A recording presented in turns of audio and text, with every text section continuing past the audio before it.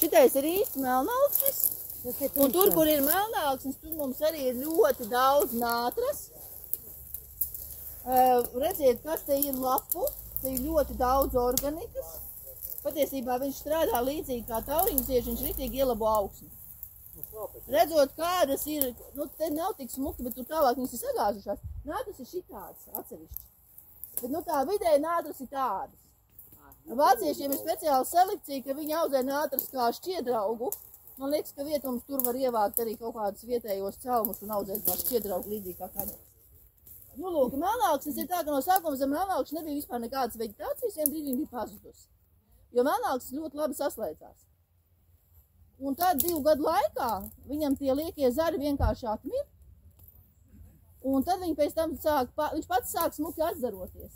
Un ja jūs uzmanīgāk paskatīsieties, tā katru no tiem kokiem ir tāda kā zaru saulīte. Tā zaru saulīte ir tāpēc, ka viņi vienkārši, nu viņi paši šitādi, kad ir sniegs vai kaut kas smagāks, viņš vienkārši viņus atlauž. Šitien te viņi ir bijuši spēcīgāki, tāpēc, ka mama, lapu grauzes zilais. Kas rapa? Nu, fabulīga zila rapa. Kā bija lapgrauz pagājuši gadu? Pirmajos gados īstenībā bija traki. Šitā vai vabolēt? Ot šitais te, šitais no grauzības moki, ja? Nu viņa tāda arī galīgi samiegojusies, nesaprot, kas te tagad ir, tā kā vasara, tā kā rodas. Jā, nu smuks.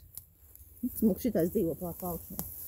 Nu lūk, un tad, nu tā, bija mums tie lapgrauži, bet viņi mums viņas izskeletoja, bet nenobeidza. Bet, protams, ka novājināja, nu kā jau ir. Bet tagad uz vecumu, ka viņam lielāk biomasa ietekmētas lapgraužs kaut ko vai principā tikai uz jauniem Pagaidām ne. Vidējā vecumā mums šur tur tagad parādās jauns kaitēklis, ir šie te urbēji, kas urb vai nu pusaugstumā vai pie sakņu kakla, un izskatās, ka kopējs ir nozāģējis, bet vienkārši urbējs ir nourbis, viņš nolūst. Mums tie sāk vairoties mežā. Ja mēs arī likām vainu uz kopējiem, bet pēc tam paši ieraudzījām to labolu un sapratām, ka labolu vainīgi. Nu tā. Jā. Labi, ejam ārā un tad iesim paši leju un tad jau lēmītēs.